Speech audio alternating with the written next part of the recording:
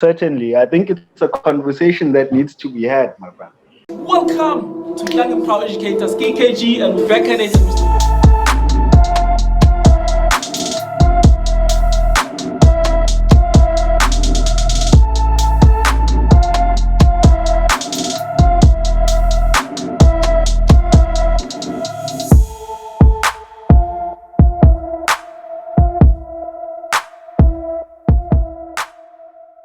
Yeah, And by the way, I'm loving the work. I'm loving the work that you're doing. Thank you. I must just put it out there. I've been following a lot of your videos and a lot of your interviews that you have. So thank you for bringing me into the conversation. I really appreciate that, and I think that there's certainly a big space for young Black educators to have platforms where we can be able to discuss these matters, you know what I mean? So that like the next group of young people coming into this, they actually know, because I think we were very underprepared for we were very idealistic. I remember when I was in Accra in Ghana, we used to sit and talk about, the ideal education space. But hey, to implement, my brother. Yeah, I think at the moment, education for us, the Black people, exists in the head. It's not something practical. We're not living it. We're not doing it physically. And Yeah. And we also not represented in the education spaces. yeah, So how can we be part of something that doesn't represent us? sure. So it's the catch-22. That's a heavy question.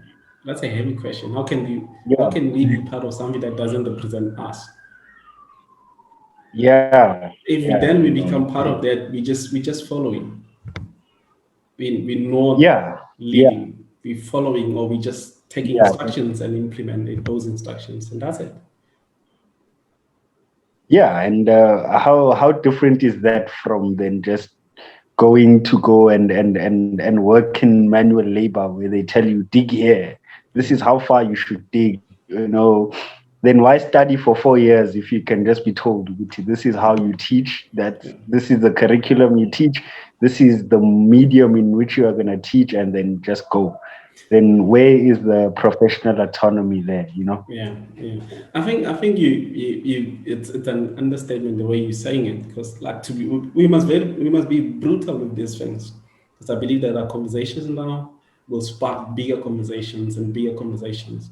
So when you say it's I forgot the word, but it's more of slavery of what's happening. You get slaves from a place, then you put them in the place, like, do that, do it this way. I want it done after 2 weeks, and that's it. Yeah.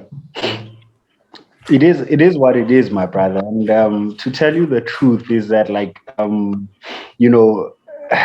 there's a lot we can question. But I think for me, when I was planning, this meeting with a man that I respect as an intellectual, you know what I mean? I was just thinking that where would be the best starting point? And I think we need to start from where we come from and why we get into education. And, we come from poverty, education is our way out of the township, it's our way to be able to have medical aid so that our children don't have to sit in the queues, so that our children don't face that sort of injustice that also happens in the public system. So, education becomes, our only way out of the township. And when you are out of the township and they've given you a chance, you have a degree now, you want to work so that you can improve the next generation. And sometimes we get stuck between fighting for who we are and feeding our families, which is it's a spiritual tear, you know what I mean? Like you have to almost, it's either you completely sell yourself or you you fight the system and then constantly face opposition and you constantly.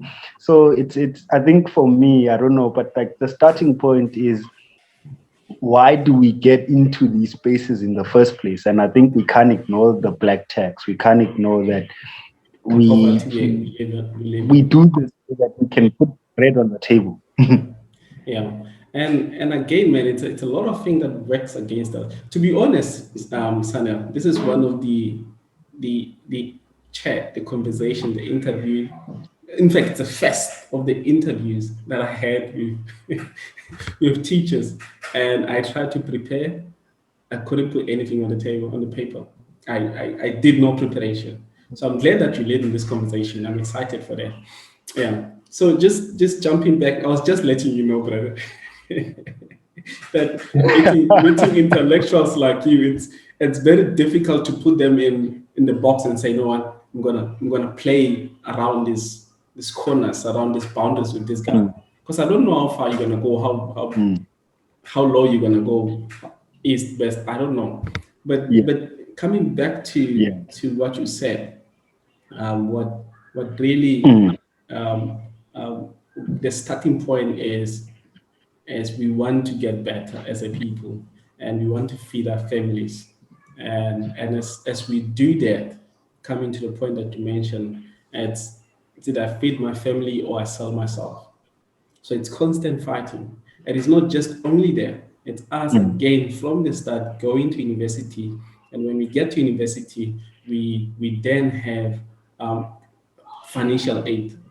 And for that, you spend almost, I remember I borrowed money. I used financial aid for 2 years, but I spent 7 years paying the guys back. I just completed no.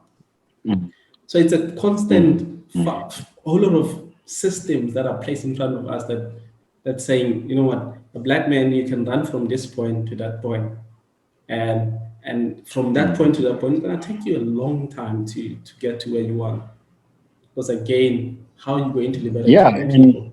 Yeah, you can jump in. Yes, yeah, Yeah, and also with that whole thing is that we can never at any given point in time neglect how we get into these institutions. cool. One, are we in there because government wants us in there, or are we in there because the system wants black teachers?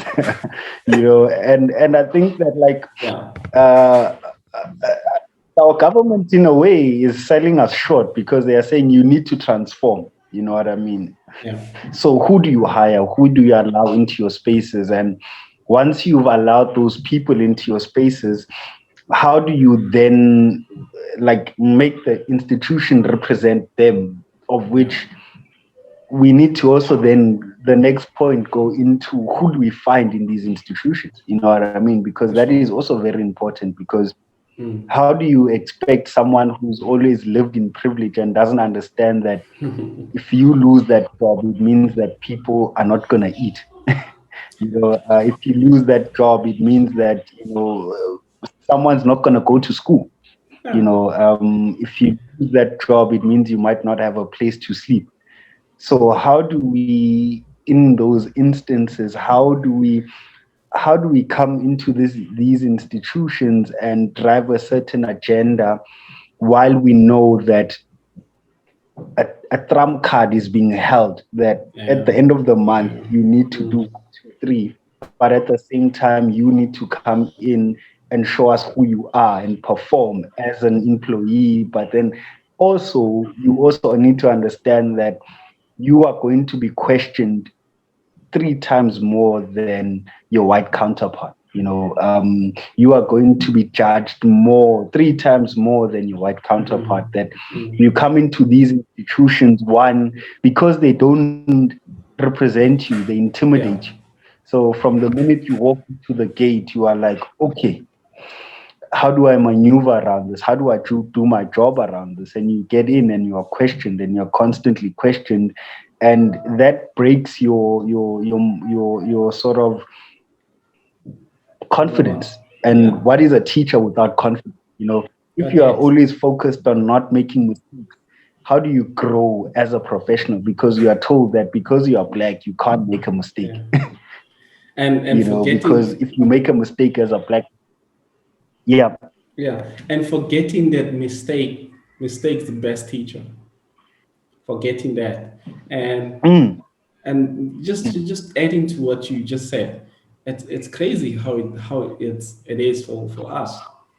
Because when we get into that gate of that particular school, you're working at -5 or -10. Your counterpart is working at +10. And look at it. That's fascinating and crazy what you just said. And it's real and it's happening. It's not something that we're creating it because we said two black guys sitting here and we don't know what to say. We're saying the real thing that's happening on the ground. When I come in, when yourself and myself go to that school, we're starting at -10. Our colleague who's white, they're working at +10. And at the very same time, Precisely. Yeah, at the very same time, expecting these two guys to perform on the same level. And what's extremely horrible is that when you're in the system and you're working your ass off, you're working a butt off. Because one thing, it's what we started this conversation with, that, you know what, I'm in here to make sure that I'm going to make a name for myself, for my clan, for my family, and I'm going to make sure that I continue working hard. So they continue eating. If I don't work hard, there's no food. I'm out. And whilst that is happening, it's in your back of your mind, coming back to your mistake. I don't want to make any mistake. I don't want to. I cannot afford any mistake. But you're expected to function and do the same thing. Whereas at the same time, you are judged, you are questioned more than your counter colleague, the white colleague. And they expect the same level of results from the both of you. And also, don't forget another thing. There's unconscious bias. So, thank you. You know, innately, what we see happening in a lot of institutions is that you'll find that your white counterpart also gets a lot more support. Yeah. When they make a mistake, it's like, oh, I made that mistake when I started out teaching. But as a black man, it's like, no, you can't make that mistake because parents are watching. You know what I mean? So what does that say about the system itself? You know what I mean? It's questionable because now you bring it is very questionable. It is very questionable. Yeah, and one, you're telling me that the parents already don't trust me. My colleagues don't trust me. I need to work 10 times harder to get the same kind of recognition as a person who's working only 1 times harder. Yeah. 4, I need to perform miracles because I'm this black wonder boy, you know, who they've now found. Who speaks better English. Coming in. That's very, you know what I think. What I think is what sets us apart from our black brothers and black sisters is that you can speak, as they say, you can speak well. And once you speak well, you're accepted in that space. Then that's when your journey starts.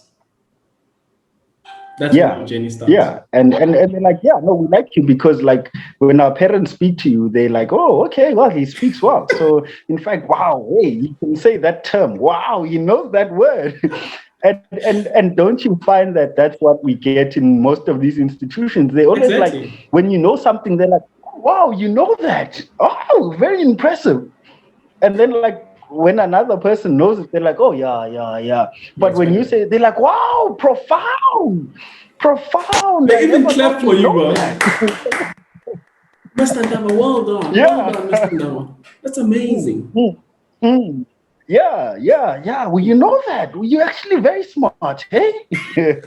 And you're like, hey, how do I take that compliment? Is it a compliment or what? Like, it's like with what you're saying, it's real, it's true.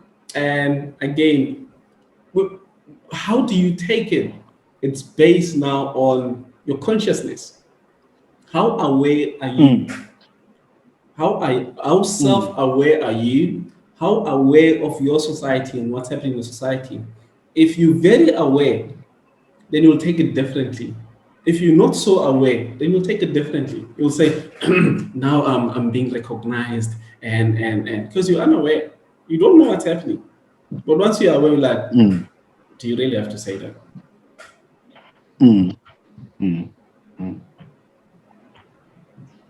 It's true, because I mean, I think the thing is that, like, we also need to be I think Malcolm X says it good, where's a compliment coming from, and if you can discern, Guti, this compliment is coming from, oh, I never expected you to know that. Yeah. There's a compliment where I'm like, oh, good point, but there's a compliment where I'm like, I never expected someone like you to know that, right? And then a compliment, or to say such, or to even use such a word. So it's like, oh, okay, why does it need to be like, oh, but when the same person of your peer or of a peer who is white says the same thing, it's like, good point. Now, why don't we do this? But with you, it's like, hoo-ha moment. So, I think what we are constantly saying in these institutions is that it's not the overt racism. So it's not you calling me the K word, but it's that behavior, that almost like that sublime. And you are like, and they even turn around and say, but I wasn't being racist. Like, like one would think you are crazy if you complained about someone giving you a compliment. They'd be like, no, I'm complimenting you. How dare you say that is a bad thing? Because and even when you were to go to management, they'd be like, I'm giving this man a compliment. And when you sort of express to management what is problematic about how you are complimenting me, they're like, I think he's a bit crazy. But it's like, you know what I mean? It's like, I know what you not mean. overt. It's not overt. It's not overt. It's more covert. But even when you go to management and try to break it down to them how racist that compliment is, they not understand you. And why is that? If you go to most of our schools, our private schools in South Africa, minimum of like less of them have black leaders. That's why they don't understand you. They don't know where you're coming from, and they don't have time to make sure that they understand where you're coming from. That's why they'll never understand you. Yeah, and that's why then they'll say things like, aren't you being a little oversensitive? And then you just want to drive up the wall because you are like, you're like, it's fascinating to see how these institutions maintain and sustain racism and differences among the people. Yeah, and just because I didn't say the K word, it's like, no, but I'm not racist because I didn't say the K word. And in fact, I can't be a racist because I've got a couple of black friends that I chill with, okay? So, how can I be called a racist? How dare you? I mean, I'm giving you a compliment. What do these people want? Because we compliment them, they complain. We do this, they complain. So these people are just overly sensitive, and let's leave them as the ones we don't understand, because like they don't know what they want, actually. Yeah. We've given him an opportunity to come and work in our prestigious school. He should feel privileged that he works here. He should be grateful that we've allowed him into our space. And then now he wants to complain about a compliment. How dare he? How dare he? And in that institution, you'll find that they employed Khomotso and Sane. And when they give compliments like those, Khomotso loves them so much. Khomotso thrives on such compliments. And when they give Sanele such compliments, Sanele is like, that's rubbish. Why can't he be like Khomotso? They say Khomotso is forward thinking. Khomotso is open-minded, but he's not. Yeah. They're causing this rift between you guys. Like you start when I start seeing Sanele now meeting you or in the corridors, I'm like, hey, this Dagi on Kawata. Wait, Hey, Sell out. this guy won't cover. Yeah. And they'll even call you in silently. They'll be like, Khumuto, do you think there's a problem with this? And you'll be like, no, definitely not. Like that one, I think he's joined the EFF or something. He's a radical, that one. So, then they're like, if he doesn't see a problem with it, that one is definitely overly sensitive. Wow.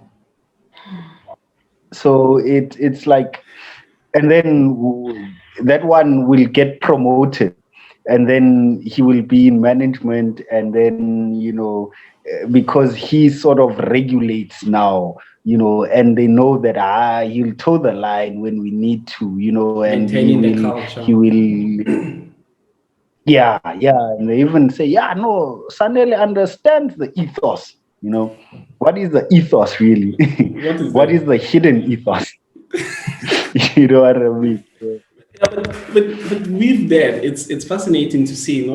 Now they place you black people in one scale, and then Khomotso went, Sanele went very, very low. And they say now, since Khomotso is like up there, so I think now we need to push Khomotso to management level.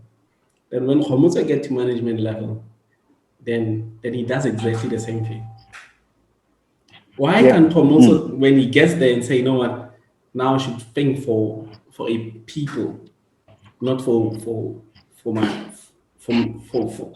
I don't know what to even call it, to hang around, and I don't even know how to call it. Why can't I start thinking for a people that look like me? Because you know what got you there in the first place. So you are given a mandate that you need to maintain the ethos, Ethos.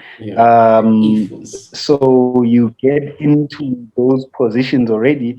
Also remember that you are also thinking of politics of the stomach, you know what I mean? So now you are in management. What's the first thing you do? You go buy yourself a nice car. You move into a better suburb. Now your costs become even more, and you think, okay, do I defend Usanele even though he's got a valid point, or do I think about my Beamer and my nice house in the suburbs?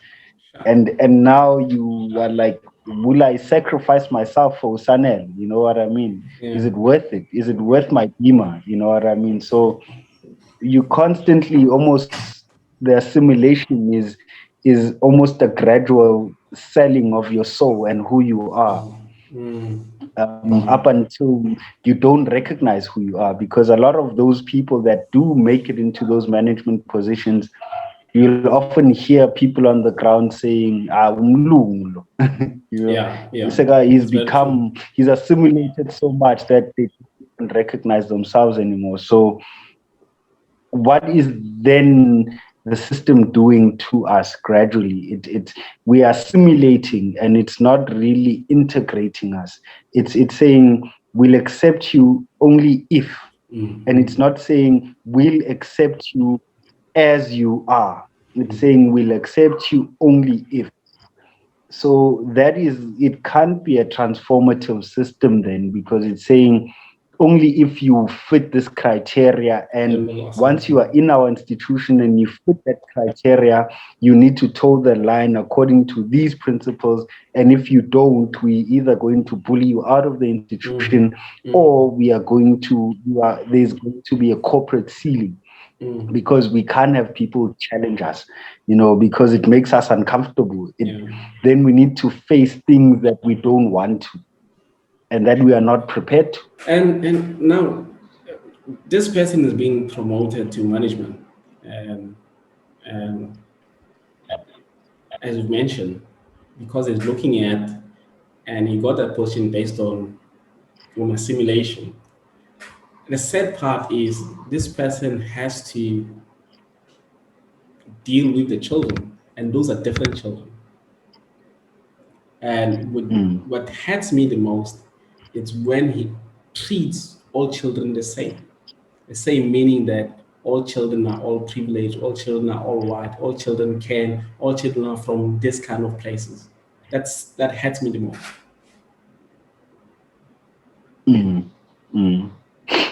And also, I mean, I think what we also need to be very critical of, and I think that, we are in a very critical sector.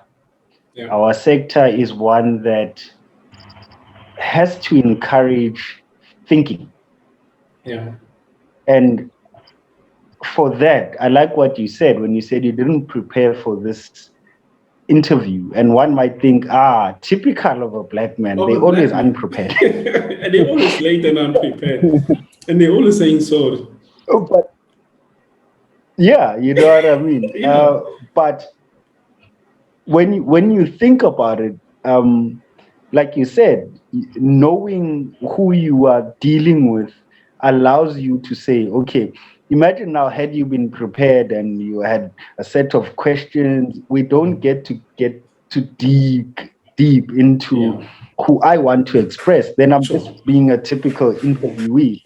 Understanding again who you are talking to, what kind of a human being they are, you know that, okay, Yeah. Lord, I just need to, it needs to be this kind of a thing. It needs, so in a way you are prepared because you thought about it. You know what I mean? Yeah. You then said, no, actually I can't do it this way.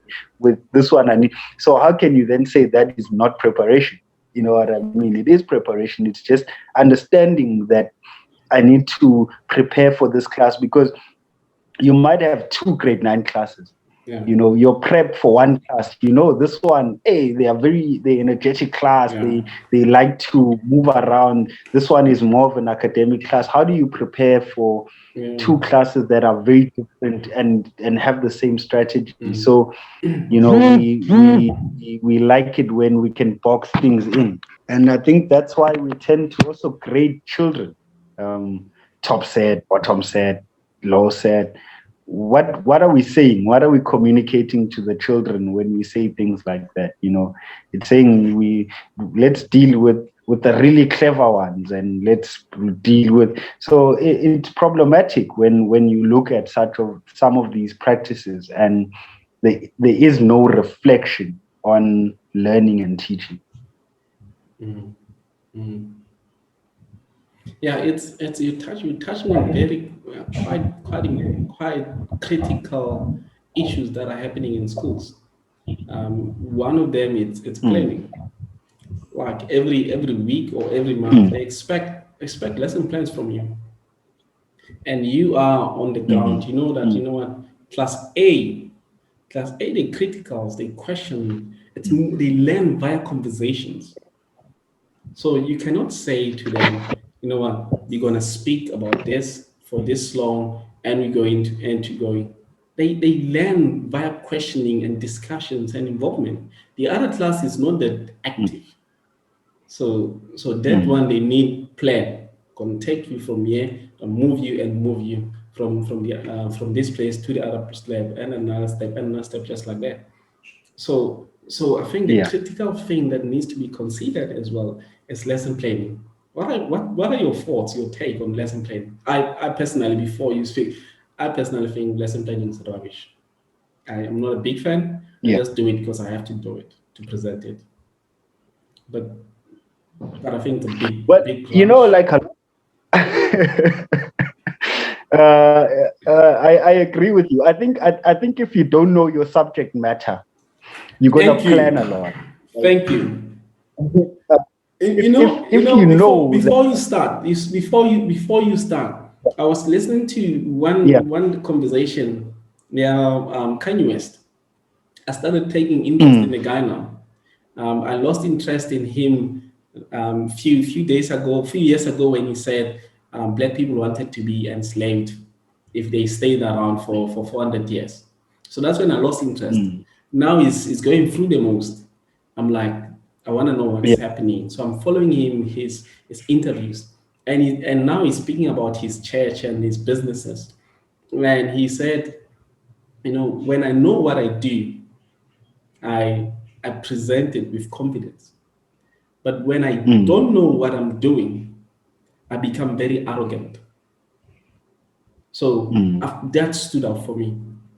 Like it's mm, and that same thing, I would apply it to lesson plans and teaching. mm, If I know my subject matter, mm, like very well. I know what to talk about. I know, Sanele, I know. I will get in there when children speak or when children ask questions. I will open discussion, then we're going to talk. But if I don't know what I'm saying, I'm not very eloquent with my subject matter, then I'm going to play it safe. Say, okay, now it's time for talk. Now it's time for writing. Take notes. That kind of boring, some schools, they call it rigorous teaching and learning, which I think it's not. There's no critical thinking there. What if you get into a lesson and the kids want to talk about something that has just happened? We are historians. We are linking things up. We are constantly. What if you get into class and you've prepared the French Revolution and the kids are saying, "Sir, we want to talk about the U.S. elections"? Yeah, we want to talk about Is Black that Lives also part of how can you dismiss that as not being education? Yeah, you get in class. Children are like, no, say we're gonna talk about what's happening now in university. There's a lot of strikes and commotion happening. We want to talk about that as historians because we know and we believe that any event that's happening now, it's gonna be in the history books. So can we engage on that? Say? Yeah. And by that time you're saying, no, guys, we have to talk about French Revolution because you have to write the exam about that. What do you do then? But also when you think about it, is the student protest not a part of a revolution or not some form of a revolution? And can't you link that? Because it's what is the French Revolution? It was the have-nots fighting those who were extremely rich and who had completely ignored them. So when you bring it back down and you say, okay, what is this happening? It's the students who are saying, we just want an education. Give us an education. Yeah. Is that not a revolutionary act? Can't you link that back to the French? And if you know your subject matter very well, You'll be able to link. You can almost everywhere to say that, look, okay, yeah, it links because education, the have and the have-nots. The French Revolution was a fight between the have and the have-nots. So how can you not link the fees must fall movement to that? You know what I mean? It's the same thing. But if you don't know, there's no difference. And there isn't. Yeah. Literally, there isn't. You know, the bottom, the third estate saying, we are tired of being poor. Yeah. And if the rich don't realize that, we are going to go and we're going to put them in guillotines. We are going to chop their heads off because they are refusing to see our suffering. Yeah. Our students are in the saying, we are suffering. See our suffering. Understand what we are going through. We are tired of eating our baked beans throughout the year because there's just, you know what I mean? So know that if you ignore that, history is teaching us, Suguti, it will land up at a state where the people say, let's chop their heads off. But they're not wanting to listen. They don't want to listen. You know what I mean? Yeah. You think about it, people will, in privilege, they'll say, yeah, but these people are so stupid. How can they burn the very thing that is helping them, you know, whatever the case may be? But the French did it, you know. It's saying we've been talking, we've been protesting, we haven't been listening. So now we are going to take the most extreme. Yeah. And that is the for me, that's the reason why we teach the French Revolution, to conscientize the haves, that if you constantly ignore the have-nots, you are going to end up with a huge problem in your hands. You know what I mean? So you're right. You know, if you know your subject, that's why I always say I'm not a history teacher. I'm a historian. Yeah. So if I've prepared a lesson on the Russian Revolution and the kids want to take it, then I will link it. I'll find a way to link it back to my subject matter. You might think, he's allowing the kids to take him on a tangent. I know child psychology. When they don't want to learn, they'll be like, sir, let's have a discussion. And you're like, okay, let's have a discussion. What do you want to talk about? No, the fees must fall. But you know that, okay, I need to adapt my lesson plan. But if you are and you don't know what, you're going to be like, no. We are talking about the French Revolution and not understanding that the fees must fall is the French Revolution. And since now we own history, I know what the history that we're teaching in our schools be that private school, government school, international school, it's a kind of different history. And we're not teaching the same. Like and in most schools, I don't know how to put this. In most schools, we just go in surface teaching history and not really teaching history on the core. Why are we rushing teaching history? Why are we teaching history differently in different schools? I think we need to also be very honest about the mandate of the Yeah. two different types of institutions. Yeah. One is they are selling a product. The one they have an obligation to the people. Mm. The way so, what do most private schools sell? They sell A's. Your child will be able to get an A. So what Your informs child our be able to go to teaching? university, access to Yeah. university. Yeah. So yeah. So we start preparing them for their final examination in grade 11. Mm. They constantly writing their final examination in grade 11. And if you having all of that practice just purely based on how to pass an exam when you get to matric, how can you not get an A? You know what I mean? Whereas in Because you government wrote it schools, it's twice. more about the you've wrote it twice, even three times. So you're constantly getting feedback and feedback and feedback and feedback. So how can you not get Get an an A? A. So then the question is, are we then educating our children, or are we just schooling our children? What are we To be doing? honest, we are schooling. I think we are schooling. We are preparing them for that final examination so that they can go to university and get good marks at the end of matric. We are not teaching them how to be human. We are teaching them how to pass an exam at the end of the year, and that is very unfortunate. But if you think of the business interest, if we promise parents A's, then are we more important in educating the children or getting A's? So that's where private schooling differs, and that's where for me it becomes murky ground, because if we don't deliver those A's, then why would a parent pay 200,000 a year? Because I can pay nothing, my child can get a 70. So here we need to be very intentional about getting A's. And how intentional about getting A's? You teach to the exam. And that is not education. That is, I don't know what you even call that, but I think we need to redefine what education is, because a lot of schools are going with schooling. You know, at the end of the year, our board of directors are going to come. They're going to ask us, did we achieve what we wanted our parents to see? And if don't have the A's, then heads must roll. It's must roll. I think we as I don't think schools lost it. Personally, I think for the fact that school was invented, then school was designed to reproduce what's happening in a society. School was designed to reflect what's happening in a society and maintain it. But education, it's the opposite of that. And then along the way, things got the both terms got mixed up, and then people assume that schools educate.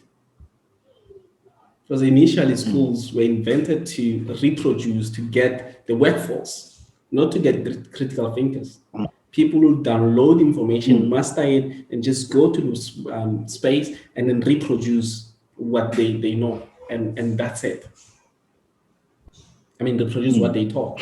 without necessarily yeah Yeah. without necessarily thinking. So you will learn line sort of reproducing, Yeah. and then we'll even call you. wow, you're so brilliant. You know the production line so well. Yeah.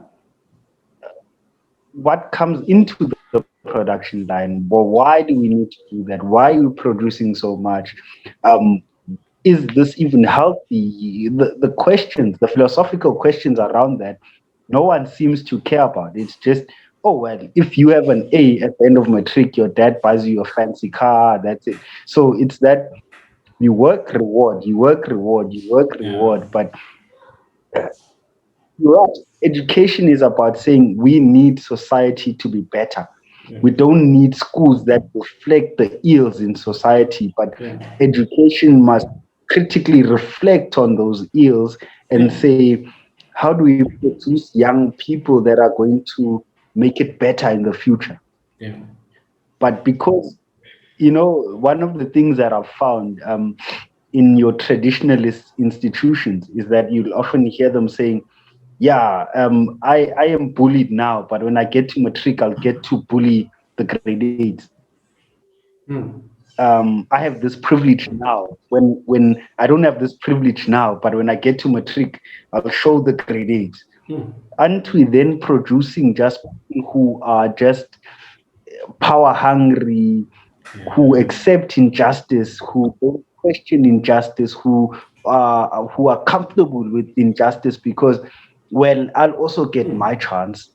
At some point, I'll also get my chance to inflict the same injustice that was inflicted on me. Mm. And at which point do we say this stops now? You know what I mean? Mm. So I don't want my daughters to come into a system where they are saying, yeah, but dad, I'm okay because with being treated unjustly, because when I have a power or I'm in a position of power, I can inflict the same injustice that was inflicted on me. I want my daughters to be saying, dad, let's continuously break down the bricks of injustice so that my daughters' lives are better. My Yeah. daughters' lives are even better. My daughters' lives are even better. So if I become well adjusted to injustice, then what kind of a world are my daughters going to become? I don't want my daughters to have the same struggles that I do. I don't Mm. want my daughters to come into the workplace and be questioned just because of the color of their skin.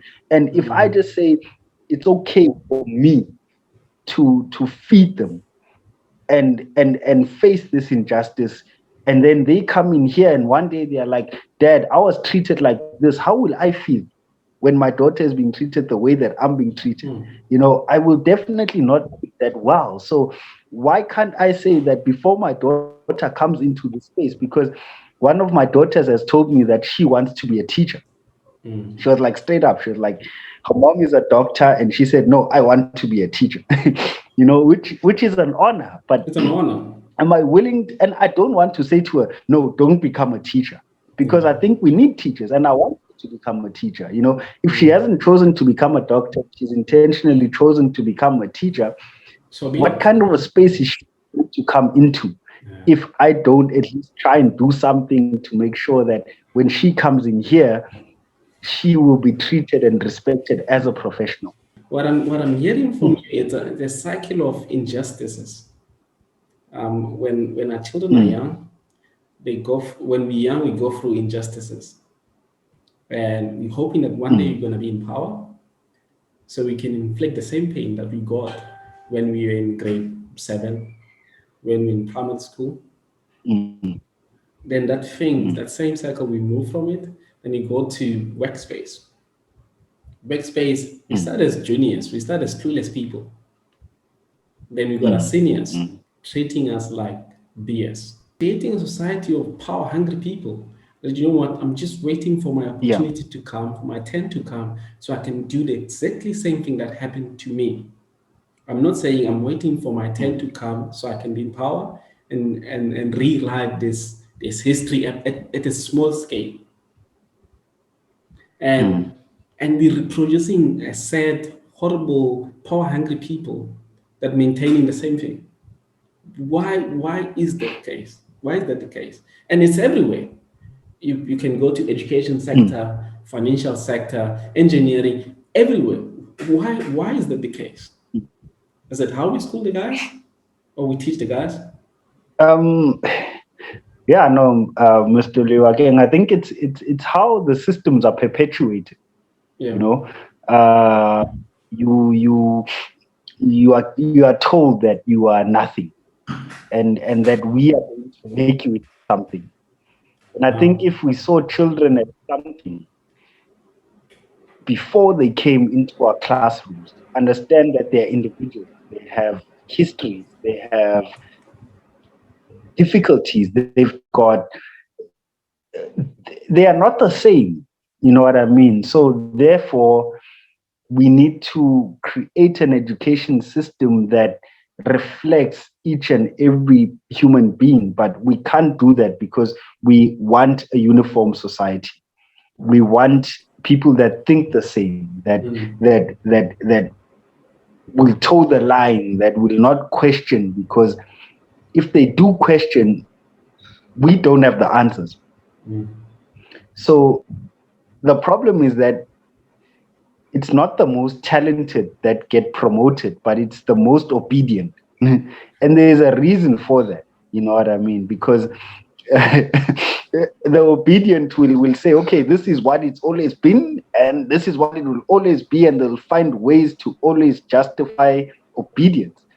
And when you look at Abu Malcolm X and Abu Martin Luther King, they say that we have a moral obligation to disobey unjust laws and practices and principles. It's our moral obligation. We don't have a choice. If something is immoral, we cannot be obedient to that because we are not called to do that. But the society teaches us that if you are obedient and you follow the rules, you'll be more successful. If you're obedient and you listen to your boss, because no boss wants to be questioned. The minute you question your boss, it's how dare you. You know you've lost your promotion. It's gone, you know. So what do we need to do then to be able to create systems whereby we are saying we are going to be selfless as a generation? We are going to, we need our children to have better lives. So therefore, we are going to be selfless. We might not get those positions, but it's okay. But at least when my child gets in and she becomes a principal one day, she'll be inspired by what I did, and she'll become a principal who says, I am not going to be drunk by power. I'm not going to only promote those who are obedient to me. I'm going to also allow myself to be criticized so that I can do better, so that I can improve. But because we're constantly promoting people who are obedient, that is the biggest problem. Wow. The biggest problem, we promoting people who are obedient. And it's impossible for us to say, you know what, we'll never be obedient. We will fight the system. And at the same time, as we're fighting, at the same time we're going to start to then build and create our own institutions that reflect us. As you've mentioned at the beginning of this conversation, that, you know what, we're in the institution that reflect none of us. It's impossible for us to say, you know what, can we then be disobedient and then at the same time creating what reflect us? I think that's the reason why. The truth is that, like, we have so many brilliant minds that could be running or working in those institutions, but those institutions, it's like, I remember we once had this conversation when we were still working Kolibon, and it was like, why do our biggest talents leave the country? Why do our best soccer players leave the country? And it's because the Orlando Pirates will never pay like a third division team in Denmark. That's very true. You know, up until we can create institutions where our people feel respected, where our people can stay, where our people don't have to deal with issues like 80 learners in a class, or 100 learners in a class because the money has gone missing from the Department of Education. Hey. Or Angie Mutsecha doesn't know where the money went to, and she's like, I don't know where the money went to. So where do we fit in? Because those institutions are not welcoming us because of just, money has gone missing and no one knows where it went to, and sharp, it's okay. So you are right, and I agree with you. And I think we've always spoken about this concept, you and I, of building schools.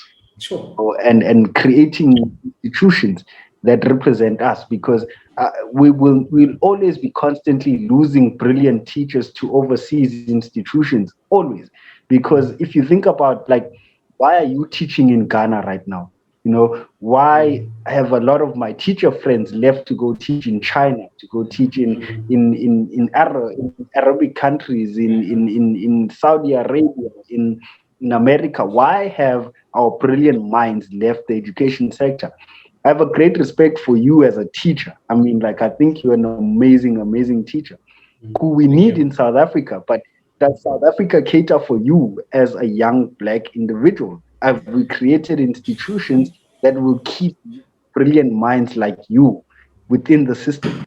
Or does the system itself push out brilliant individuals like you into either the private sector or going to teach abroad?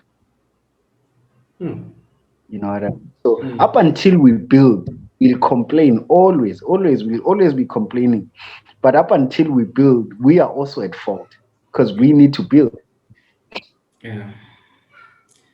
I hear you. I hear you that, most of us left because the system didn't cater for us, and we went to private school, and we couldn't stand it because of how things were done. And when you speak, and when you question, and when you ask, not even question, ask, because question is it's on another level. Ask is on another level. When you ask, I'm Sanel, why is this? Then you get brutal response. Then you realize, you know what? I don't think I should be in this space where I cannot voice my concern, where I should always follow the group. As we mentioned, that we creating schools where children think they should be thinking the same. So that's why people leave. That, I cannot. I need that creative space, and as such, we see quite a lot of people leaving. And even when they leave, it's not like they go out there in the world and and they get to the comfy, perfect space. It's not. To be honest, it's not. Because once you leave, you get to another space, you start from zero. You start as clueless person. And as such, we always in back and forth. It's more like when I spoke to one Lesan's cousin, it's a soldier. But you know what, soldier system, it's they receive you the way you are, and when you get to that space, they break you down to say, you know what, forget about everything that you thought you were. Now you're gonna start, you know nothing, you're clueless, then we're gonna build you. And once they build, then they create the person that they want from you. But again, that's another story for another day. But what's fascinating is we have people in the country, in South Africa, who who have the abilities to create institutions that reflect the people on the ground, or reflect us, the black skinned people. But those institutions, how do I, what way do I put in there? They don't. Why? What's the problem? They start off with a good intent to say, you know what, we want to create institutions that reflect us. And those people are people that look like me and you, because they went through the same system. And once they start with those institutions and they start running, they lose it. They don't reflect us anymore. What happens?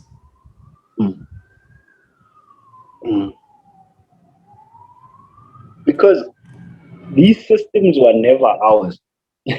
You can't create a counter system that mimics the system that you are trying to run away from. You know what I mean?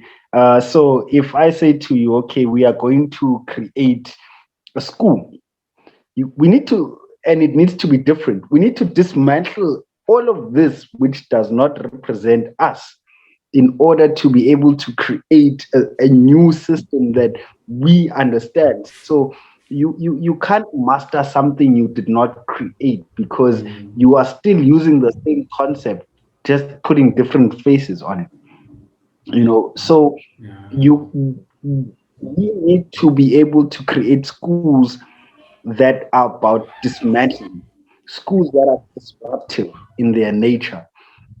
Education is disruptive.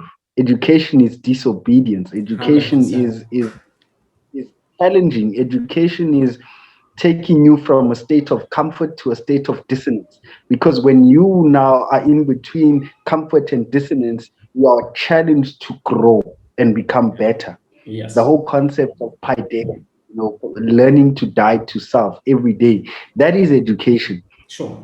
But if we create systems of saying, okay, what's the point of creating another private school that reflects another private school just because you are disgruntled by how those private schools were being run? You are still going to end up becoming like that. Or it's like saying, when I'm in grade one, I will get to grade seven and I'll oppress the grade ones. It's the same concept. So up until we build schools that say we are dismantling all of those systems, we are creating afresh, and we are creating a system that will be able to create African thinkers that will be able to take Africa and put her on a pedestal. Because we cannot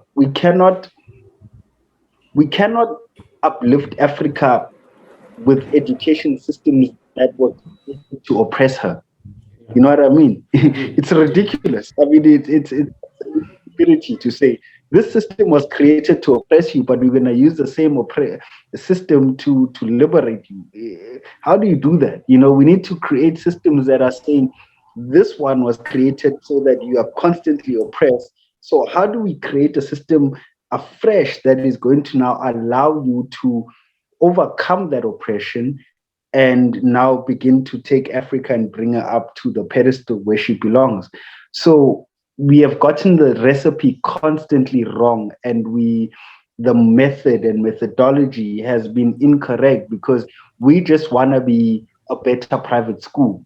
But what we don't understand is that we need to dismantle that whole system, because that system is not meant for us. It's meant to oppress us, and create new systems that are going to uplift Africa and her children.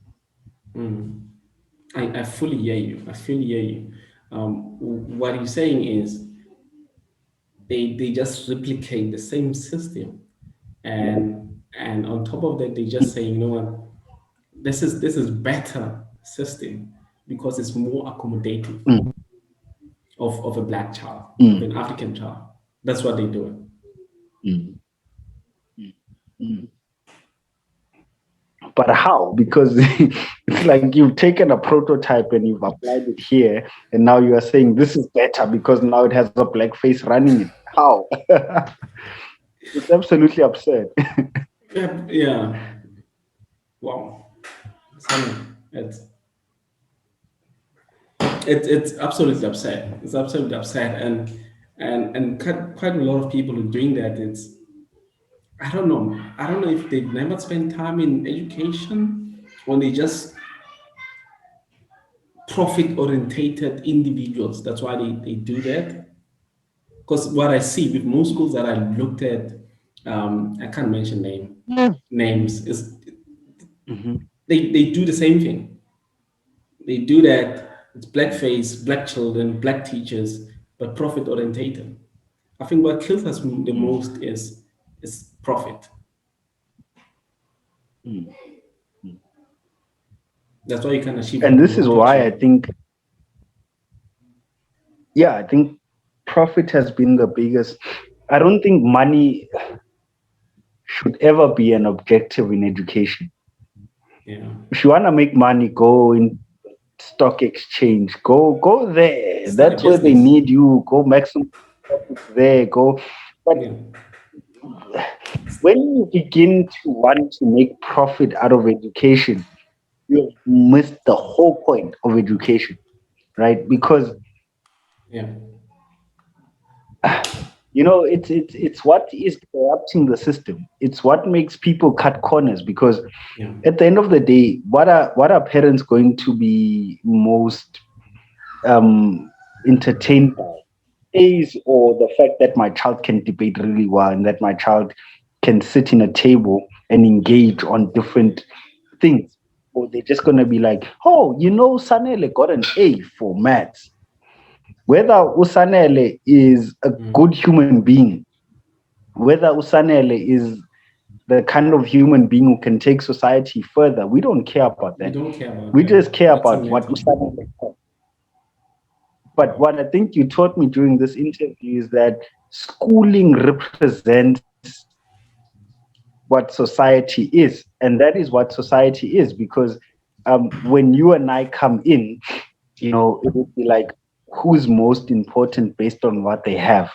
In the society. Oh, you are now going to be taken. I mean, we see this in our black families when we have black gatherings where it's like, oh, lava bantwana baka khumutsu. And because abantwana baka khumutsu and khumutsu is very rich, they must get the best plate. These are Yeah. Sanele's children. Because Sanele They we even can last feed on the them later. line. They get in plastic plates. Yeah, yeah, you know what I mean. So Mm. it's a representation of society, but education wants to disrupt that system. And when you are truly educating, you are disrupting those thought processes that say, Yeah. because Baba Mushupegile, why must I be last in the line and be fed in paper plates while Start abantwana questioning. baka khumutsu are Yeah. these fancy plates, and they are given the best food, and auntie even adds an extra beetroot and an extra what And they'll be because coming on the line saying, abantwana I don't bakakhumutsu. eat that. Oh, I don't like that. I don't eat this. Oh, what should we give you? Meat, chicken? Oh, you don't want beef? Then Mm, abantwana bakasana, they'll be coming like, I don't eat that. Hey, tata, when baba kakana lut. So it's like, mm. that's what happening. But lapha emahaleni You are ngobuhlungu. ungrateful child. Your dad is not even working. That same Mm, thing mm, schools do. mm. Yeah.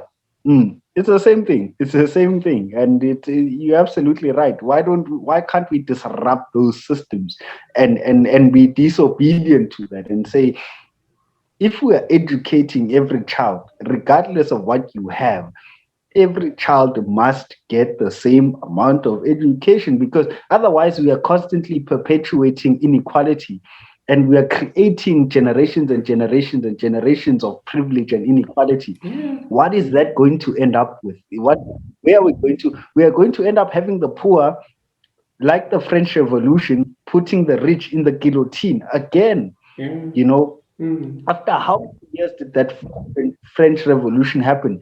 But people just never learn from history. And we as historians are trying to constantly say, hey, this looks like the French Revolution. Or you Yeah. born, it looks like the French Revolution. And they're like, yeah, but, hey, we need to get A's. And you're like, hey, your A's, your degree won't matter if you are dead, because the people have killed you and they've burnt you and they've burnt your institution. But that's the unfortunate thing, because I think what we can sort of conclude is that the privileged want to keep the privilege at whatever cost. Mm. The poor just want a chance to be able to just get a piece of bread. Mm. And because of these, by any means possible, Mm. eventually any means possible is gonna clash.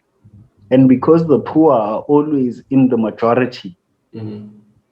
we will have the reign of terror in every revolution, because Yeah. when people are angry for so long, when that anger boils up, they come hard and Mm. they burn and they kill and they cut heads off, and we think that is barbaric, but Mm. it's because it's been ignored for so long they've been trying to say these things for so long, and the people with power are not hearing them. So they're like, we are going to take the most extreme measures to make sure that you hear us.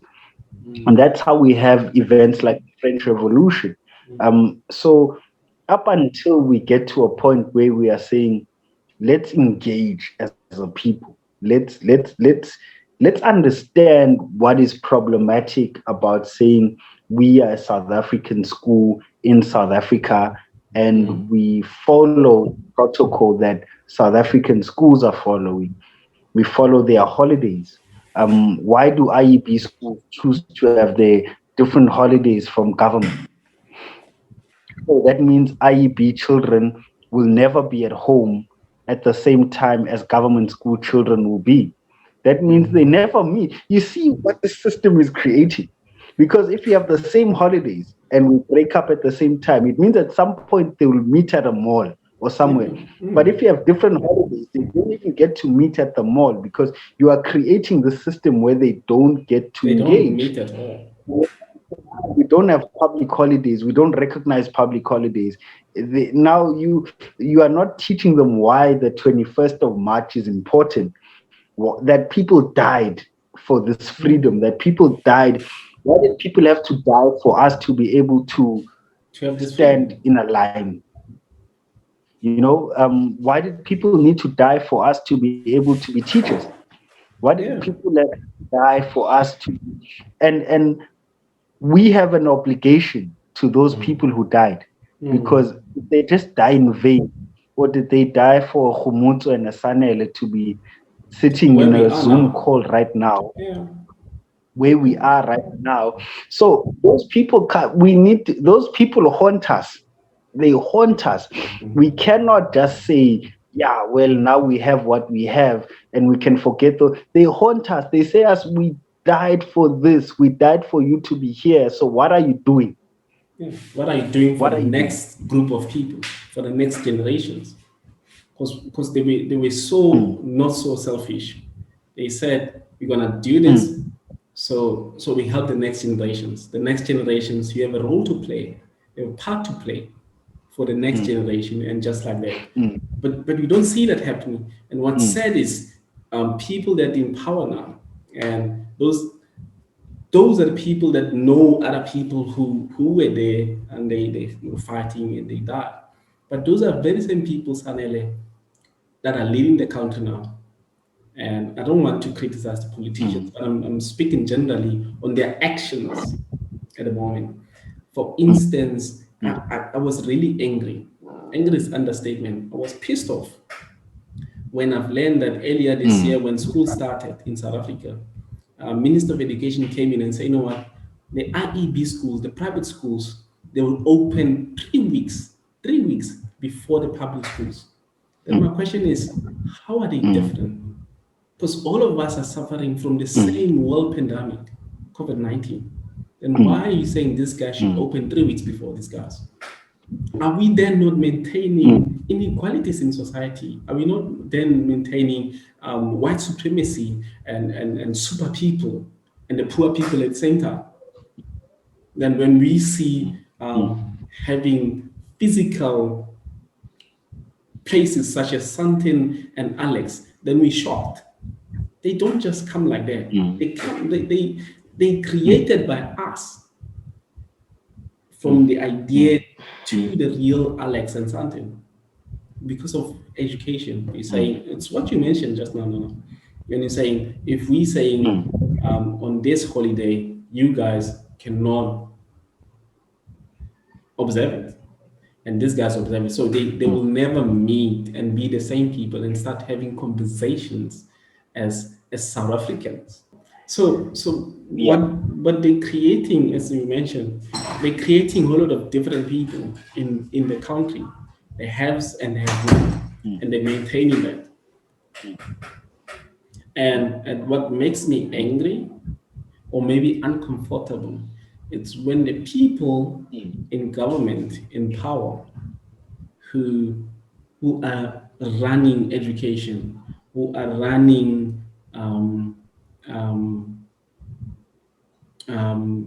Ministry of what's hospitals and Minister of Health and presidents and everybody, when those children's when those guys' children are not going to the government schools, when those guys' children are not going to the public health system when they sick,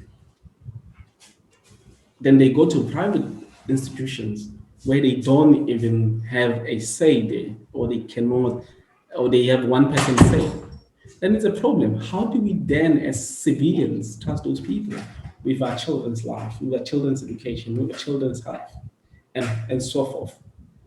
It's a big problem that I think we have in our society, and we're maintaining it, I think, directly, indirectly, or aware, but it's been maintained that with different people in society.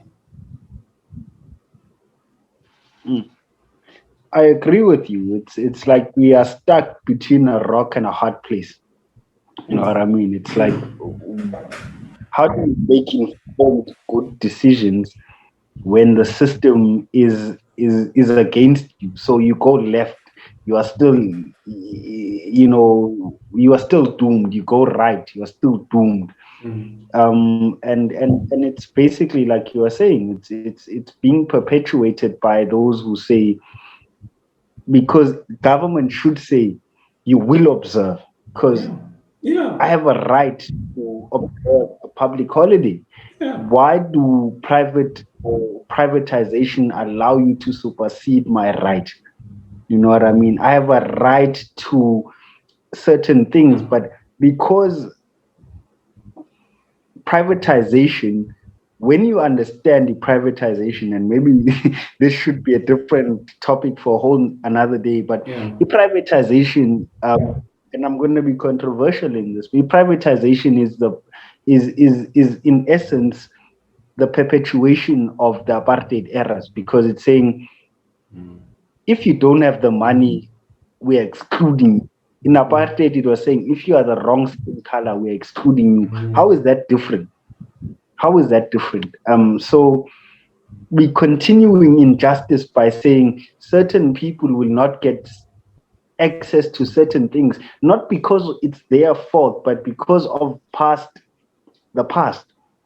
So is that not a form or continuation of that same system? Just it has taken different faces now. And they it's so sublime. Like, if you don't read in this group areas, you can't go to Sandton. But if I'm living in Kagiso and I don't have money to go to town, can I go to town? Or can I go to Sandton? So still, the Group Areas Act exists. It's just now saying you are free, but if you have the money. But you haven't had the money for generations. So how can you be free to go there? Because they know you don't have the money. You've never had money. Why are they expecting you to have something that you've never had? There's no way. So it's a form. There's no way. This is we're gonna have another chat one day, but this is a topic on its own.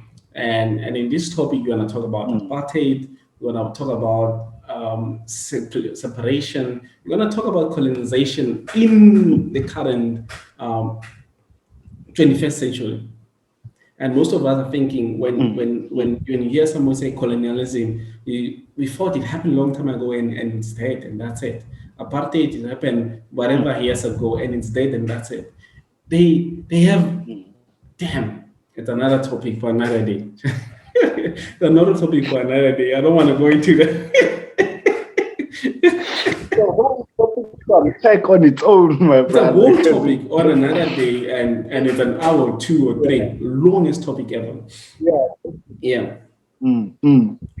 But it's fascinating because that's what it is. Who gets access and what sort of what warrants that access? I think we both worked for the Royal Bafokeng Nation, and constantly the question there was, who gets access to our resources? Why do they get access to our resources? So we need to break down into that as well. What what warrants access, and what was apartheid? Because apartheid was saying certain people will not get access to certain things. So if we are saying the system of apartheid is gone, then why are we still having systems that are put in place that still bar certain people from accessing certain things? Because isn't that taking us back to apartheid? It is. Or It some is. sort of apartheid? It is 100%. 100%. Mm. And this is what we see in our schools. And this is what we enjoy as the African teachers in private schools.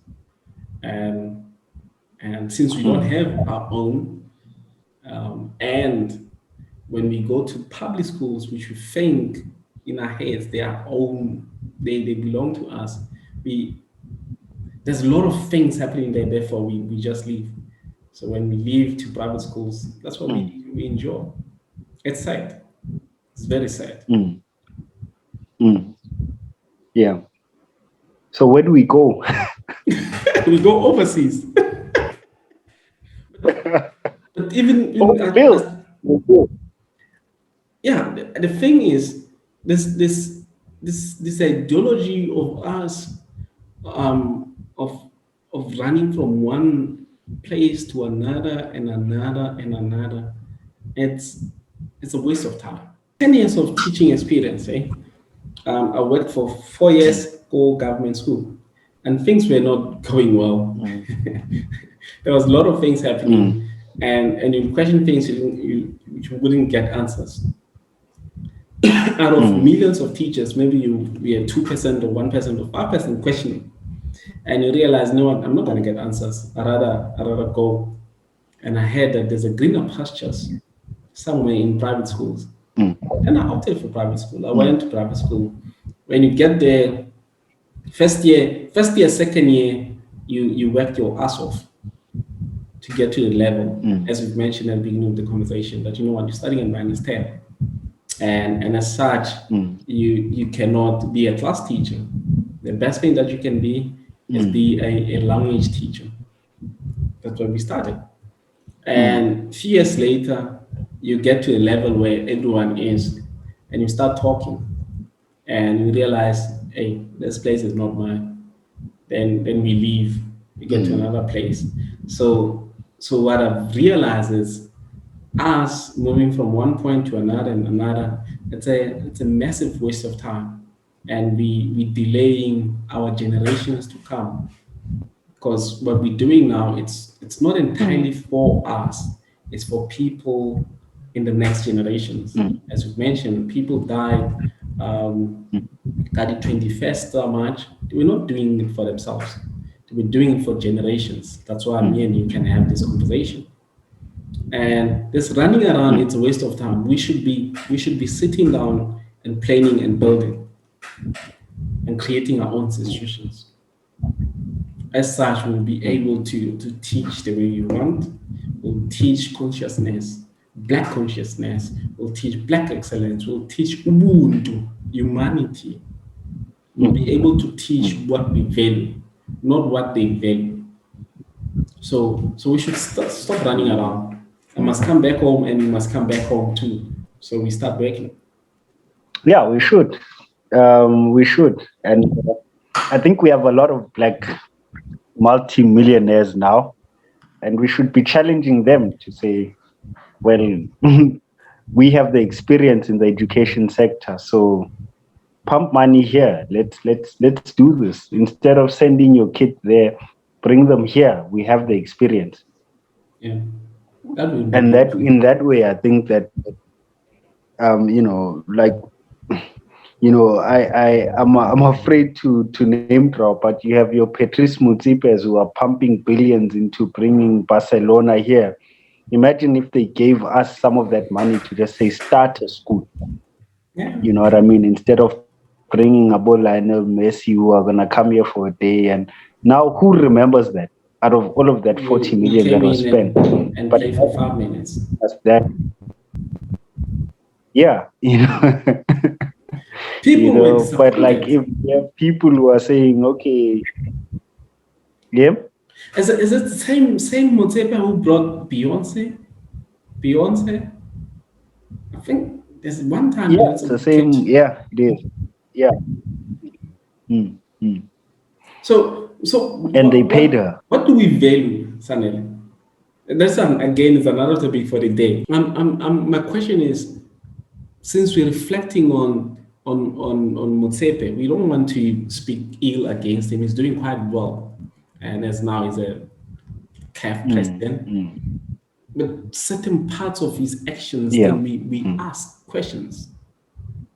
And the general question is, as a people, as a black people, what do we value? Do we value entertainment, or do mm, we value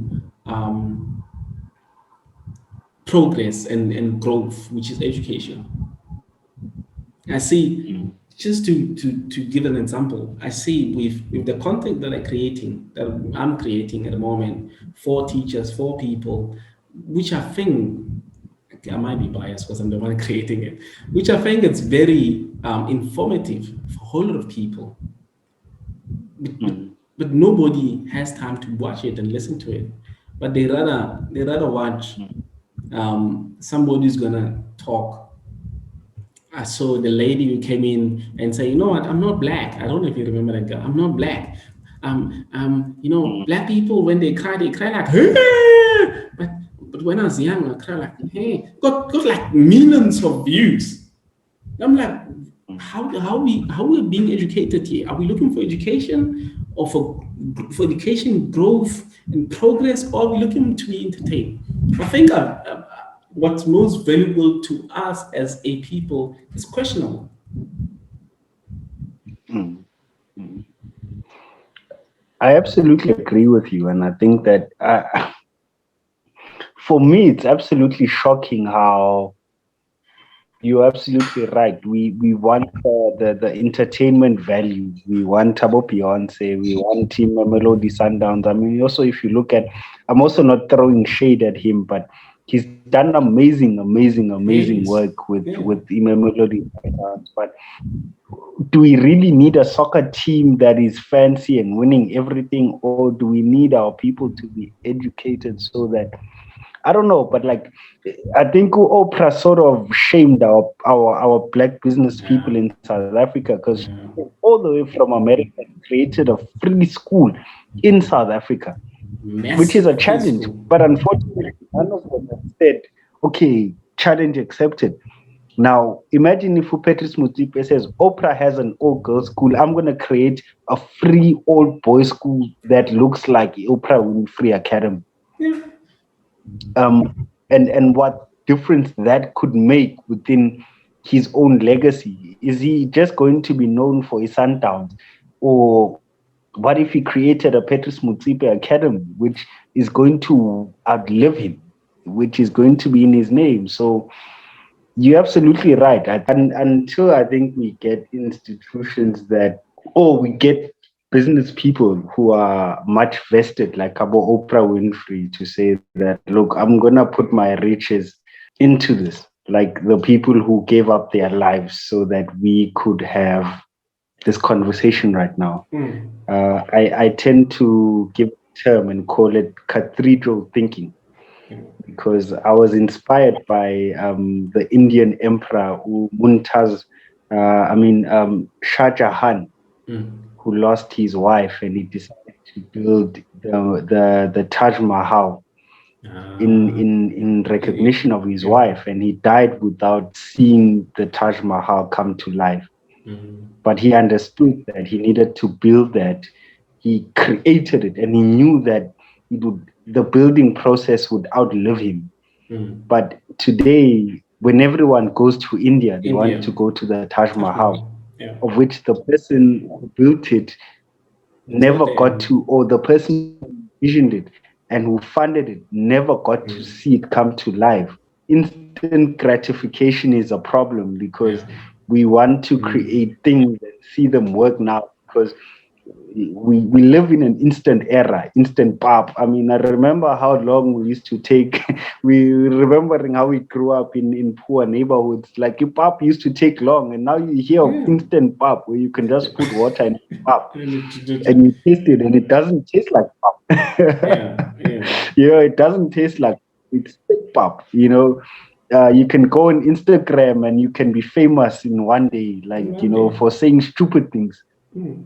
And for talking about the critical issues that society needs to hear. No one recognizes you because it's like, who wants to listen to that? We all want to hear about skr and all of that, but unfortunately it's how do we change all of that? How do we change the dimensions of thinking? And I'm always deeply thinking about those. And I have in fact, 3 books that I've written, but I haven't published them because the African people are not a reading people. So you publish it, and what's gonna happen? So those are unfortunate things that we need to think deep about. How do we get our people to appreciate a good book? How do we get our people to appreciate things that don't carry instant gratification? Because I think we live in an era of instant gratification, instant everything, where hard work, instant everything. Like I said, instant pop, instant porridge, instant Instagram. It's everything instant. Wow. Yeah, but hey, we're living in another world, eh? So where do we get cathedral thinkers or cathedral leaders who are going to say, I might not be able to see this come into fruition, but it's okay. Future generations will get to enjoy it. How do we even create leaders like that? How do we do that in our schools? How do we create leaders who thinking, you know what, I'm not going to go Insta. I'm going to create a cathedral that's going to be there for the next millions of years. Because Taj Mahal is going to be there for millions of years. And everybody around the world, they know about Taj Mahal. They read about it and they want to see it. It's fascinating. Well, it's going to need a whole new thinking, and it's going to need thinkers who are unapologetic about wrestling feathers. Unfortunately, who we are calls us not to be well adjusted to injustice. Who we are calls us to say we are. And this is why when you take away holidays like Abo 21 March, Human Day, and we don't teach our young people that people died for certain things, it creates a collective psyche of who was Robert Subuko? What did he represent? What was Sharpeville all about? What was it June 16 all about? Because June 16 is continuing with the Feast Must Fall. It needs to go down to the surface of saying, at the core, as Uthandiswa Mazwai says, nizilibele ukuba nizalwa ngubani. We need to remember which is zalwa ngubani and what did those people abazalayo represent. What did they envision when they died? They must have said, "Utsietsi mashinini," or abo. A lot of the people who have died, abo Steve Biko, when they died, they were at peace because they said, "You and I today will be talking about Steve Biko," but ultimately, are we giving him comfort where he's rested right now? Are we validating his death, or does he look back at us and say, I could have just been a doctor, had money? Because Ubiko, he was intelligent. He could have just been a doctor, continued. But brother, thank you so much for the conversation. I've learned so much from you, and I always appreciate these conversations. They keep me growing. It's like my plant. This kind of conversations that you feed me with, they grow me. They make me aware, and they keep me accountable and constantly question myself with what I do, who am I, and what I contribute, and what's my role in the society. which we did when you were here, I think 2019, 20, when were you here? 2019, when we had those conversations, man, when did Yeah, Zion come? 2019. 2020, huh? Was it 20? 19, No, 2019, 20. Yeah, 19, yeah, yeah. it was 2019. Yeah, I Yeah. remember these Mm. conversations we had longest time, long conversation ever. And I'm glad that one of the conversation is recorded and I'm thinking we'll put it out there and say, you know what, this is what the black young people are talking about. And I know that in Mm. most places it's assumed that when the boys or when the men meet, they do nothing, they say nothing, they become nothing. And I'm glad that we're changing the status quo of such beliefs. That young black people can come, Mm. sit, and talk about the future and reflect, like critically reflect on their society and what's happening. And for such, man, I thank you. I appreciate you as a brother in my life. You, my brother. Um, We'll connect. We'll have another part two of this conversation just to unpack maybe twice a month. I don't know how, but we'll discuss our schedule twice a month and continue talking about such because this might not yeah. going to benefit us, but in 100 years they'll benefit our children's children. The Taj Mahal, cathedral thinking. Yes, please. So, Lily, Yes. have a good night, brother. We'll keep talking.